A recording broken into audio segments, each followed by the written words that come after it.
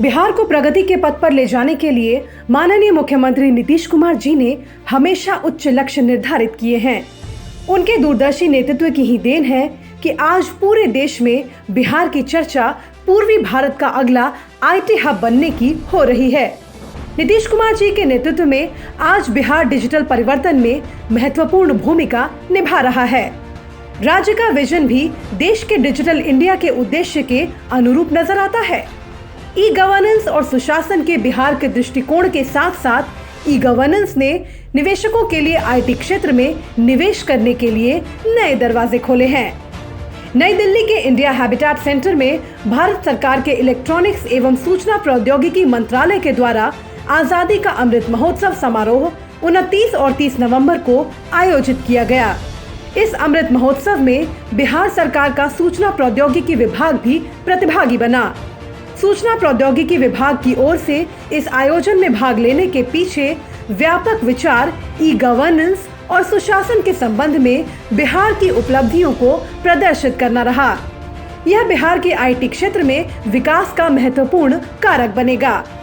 मुख्यमंत्री नीतीश कुमार के मार्गदर्शन में बिहार विकास के सभी क्षेत्रों में परचम लहरा रहा है।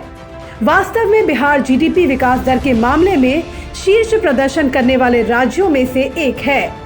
बिहार को पूर्वी भारत का अगला आईटी हब बनाने के लिए प्रयास किया जा रहा है। यह बिहार के युवा और प्रतिभाशाली कार्यबल के लिए रोजगार के ढेर सारे अवसर पैदा करने के लिए लक्षित है। कोरोना महामारी के दौरान बिहार ने डिजिटल अपनाने के सभी स्तरों पर एक बड़ी छलांग लगाई है, चाहे वह व्यक्तिगत हो, संगठनात्मक हो या उद्योग स्तर पर हो। ये वही समय था जब दुनिया का अधिकांश हिस्सा ऑनलाइन हो गया था, जिससे दशकों से चले आ रहे डिजिटल परिवर्तन में तेजी आई। घर पर इंटरनेट एक्सेस करने वाले बच्चे दूरस्थ रूप से कक्षाओं में भाग लेने लगे। कई कर्मचारियों ने घर से काम करना भी शुरू कर दिया और कई फर्मों ने संचालन को बनाए रखने और कुछ राजस्व प्रवाह को संरक्षित करने के लिए डिजिटल बिजनेस मॉडल को अपनाया। बिहार सरकार ने महामारी की चुनौती को कम करने और सबसे कठिन समय में समाज के सभी वर्गों का समर्थन करने के लिए प्रौद्योगिकी का पूरा उपयोग किया, जैसे गरुड़ ऐप, बिहार कोरोना सहायता ऐप, होम अलगाव ट्रैकिंग, इला भारती, ईपीडीएस यानी कि इलेक्ट्रॉनिक सार्वजनिक वितरण प्रणाली, आईटीईएस क्षेत्र में कौशल, स्वास्थ्य देखभाल पहल, महामारी के समय में इसे मजबूत बनाने के लिए कोविड के दौरान की गई स्वास्थ्य क्षेत्र की पहल, e Sanjeevani, wonder app, referral transport tracking system, Ashwin portal, online बैठकों के लिए वीसी आवेदन, कॉलेज वाईफाई। कुछ प्रमुख पहल ऐसे भी हैं जो पहले से ही महामारी में भी सरकारी प्रणाली को बचाए रखने के लिए की गई हैं, जैसे ई ऑफिस, जिसने कहीं भी काम करने के उत्पादकता और पारदर्शिता को बढ़ावा दिया है। वहीं 25 नवंबर 2021 को विधान परिषद में कागज रहित कार्यवाही को सक्षम बनाने के लिए ई विधान एप्लीकेशन लॉन्च किया गया। आईटी विभाग ने इंक्यूबेशन एंड रिसर्च सेंटर्स पर भी जोर दिया है।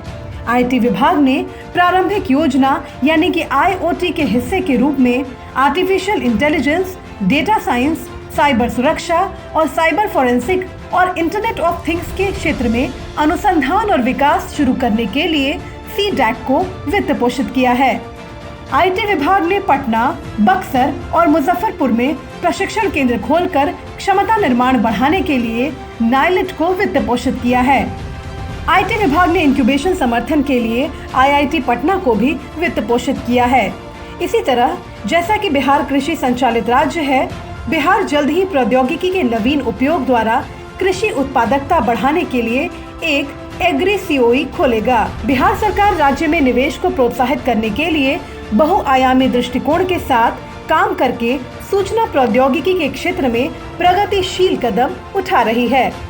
सूचना प्रौद्योगिकी विभाग द्वारा हाल ही में बिस्कोमान टावर की 9वीं और 13वीं मंजिल पर स्थित राज्य के स्टार्टअप हब के लिए कार्यालय स्थान तैयार किए गए हैं।